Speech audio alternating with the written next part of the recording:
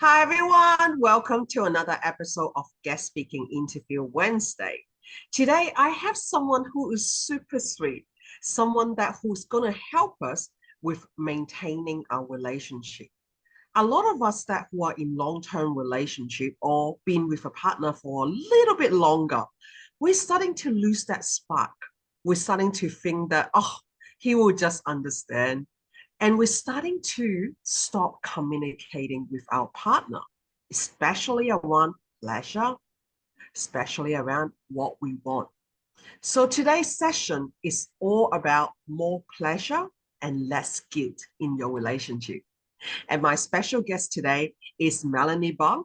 Hi, Melanie. Thank you so much for coming on to our show today. Hello, thank you for having me. I'm so excited to be here. Please tell us a bit more about what you do.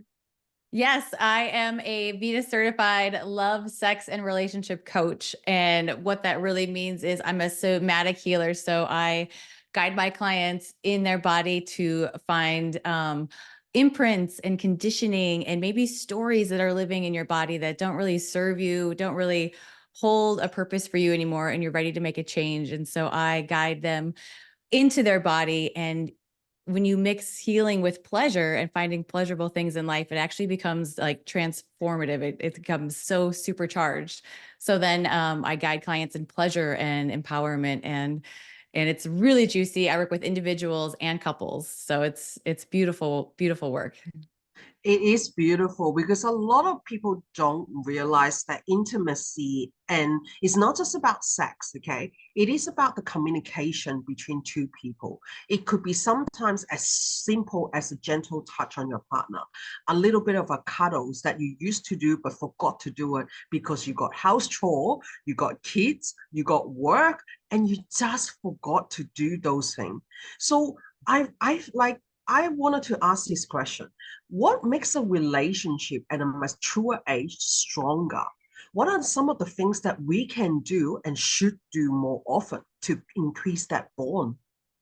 Yeah, well, a beautiful thing about growing a little bit older and a little bit wiser is that our emotional intelligence hopefully has grown with us. So if you are with a partner and you can really understand each other's communications, each other's love language, so you know that gentle hand on your shoulder is that reassurance, is that I'm with you, we're a team, we're together in this, no matter what crazy life is happening all around you.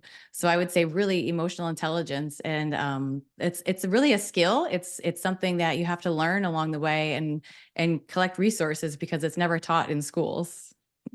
It is so true. I think that in school, it only taught us that man needs to be the provider, woman needs to be the homemaker. We're supposed to learn cooking, sewing, cleaning, all that kind of stuff.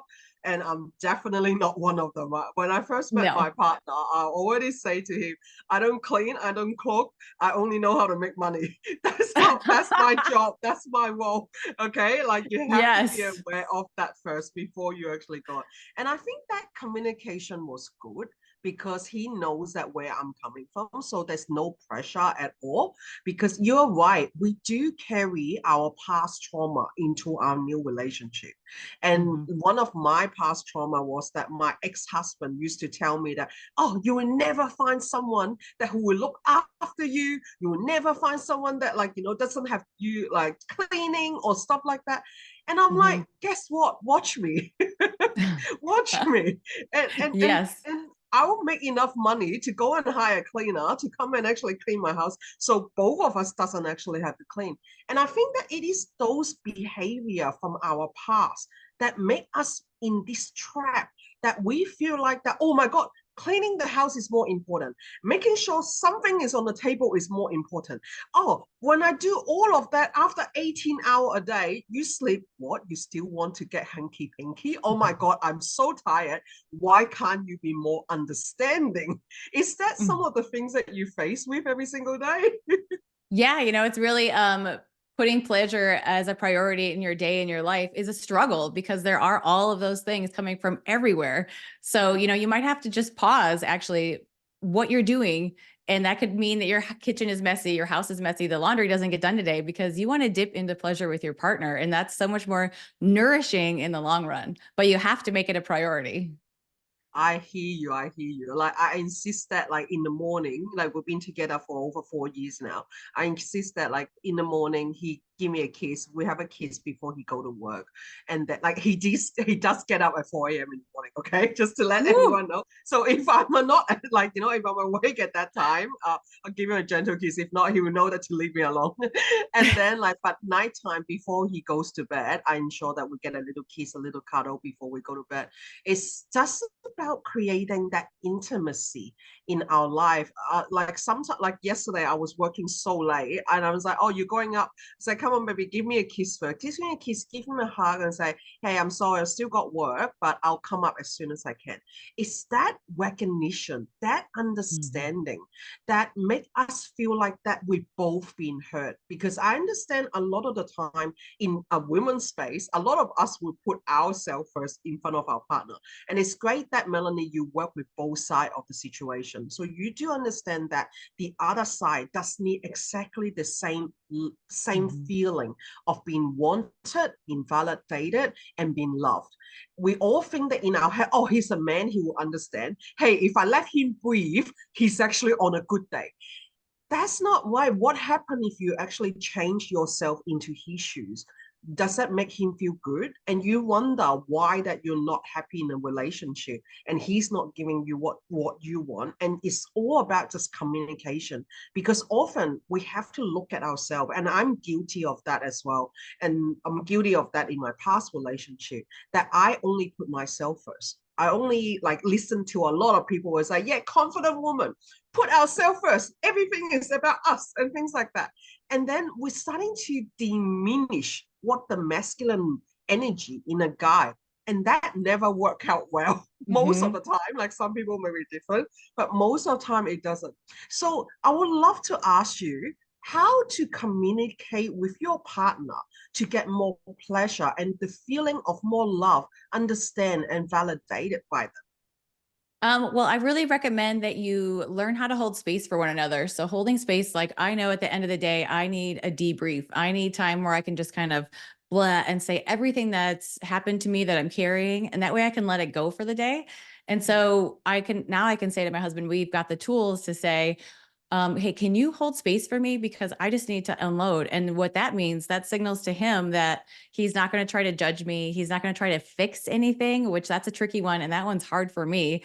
There's no shoulds. He's just literally holding space, allowing me to decompress. And I don't have to worry about hearing anything back or hearing his opinions. It's just a space for me to unload.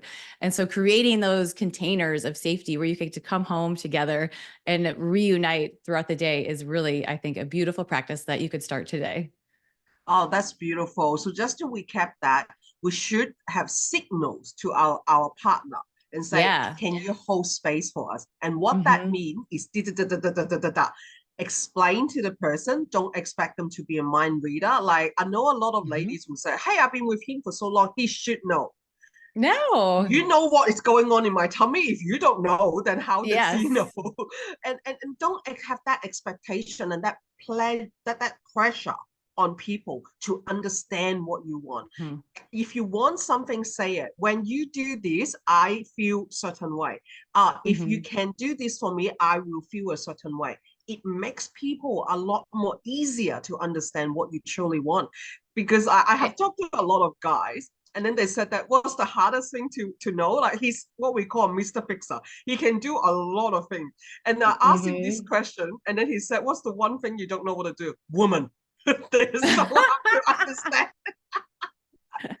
Yeah, that's really the invitation that I want to put out to every woman too, is that this comes to your pleasure. Just because you've been with your partner for a year, 4 years, 25 years, they're not going to know what you want and what your pleasure looks like that day. So really owning it and communicating with your partner, like, this is what I really am desiring today. Or, you know what, that's not really working. What I'd actually really like you to do is a firmer touch, a harder touch right here, and communicate that. And then guess what? You get what you want. And then it's a win-win-win. Yeah, like, I know that some of us are quite shy. Some of us that feel like that, oh, if Hmm. I talk about my pleasure, it was like, oh my God, I feel so guilty. Like, my mom didn't actually teach me that. What should I do? Like, all my friends are like, Christian and all of that are like, I feel so bad. Like, being able to just tell him, just touch me here a bit more, like, touch me there a Hmm. little bit more. And I find that a lot of us have that thinking that we shouldn't be telling. And that Hmm. is one of the big no-no for me. I always say that if he's not Harry Potter, he can't he can't read my mind. He doesn't know what's going on. Then if he doesn't know, how do you expect him to get better? If you Hmm. don't like, it's not telling, hey, you're not doing this right. Okay. That's not the way to say it. That's blame. That's completely different. Yes. So how do you add more pleasure and not guilty about bringing this sort of thing up with your partner? Well, I think a beautiful way to do it is think about how you're saying it. So exactly like you just said, like, hey, you're not doing this right. That's a total buzzkill and a bummer. But what you can do is you can change that into like a you statement into an I statement. So instead of saying you don't do this right, you could say, I really love it when you do this in this particular way. And I feel like it lights my pleasure up from the inside. And it like, I just can't get enough of it. Notice the difference, and you're giving them exactly the same information. And actually, if you're saying that you don't want him to do that, then you're not guiding him into what you do want him to do. So ignore the don'ts and just say, you know what, and then give an example. This really gets me on fire. This really, when you do it and you give him those really specific tools, really specific guidelines, pressure, speed, everything, and we're the exact location. That way you're going to get the pleasure that you want. It is true. It is true because everyone have different sensitive spot. What he was used to with his ex-partner is not the same with you. You need to Mhm. understand what works for you instead of only worrying about how I pleasure him. It's the funny thing is a lot of women doesn't realize that when we actually do this sort of sexy talk, it turns them up. It makes them want to be the person we want them to be because like your partner have that masculine energy are naturally wired to want to pleasure. And when they see you pleasure, they actually get more high. So Mhm. understand this from this point of view and don't think about, oh, if I bring it out, I won't be a good Christian woman. I won't be this good person. It's not about that. It's just about you telling your trusted one, your loved ones, that person that you choose to be with, your most vulnerable and beautiful side of you. And of course, it's Mhm. not to your like one night stand or friends with benefit, that sort of stuff. Maybe a little bit different, but in here, we're talking about long-term partner that you want to build a better relationship with, especially to add that little bit of a spike back into that love life that you have. Because every single day chore is boring. Kids Mhm. running around the house is sad. Okay, Yes. it takes away a lot of your time, especially when your kids want to come in bed with you, and then you're like you and your partner like okay, like you stop that intimacy together. And I'm a little bit grateful on that because I don't have a child, so he has a daughter, but she's not here all the time, and that sort of gives us a lot of like two time, like one-on-one time together.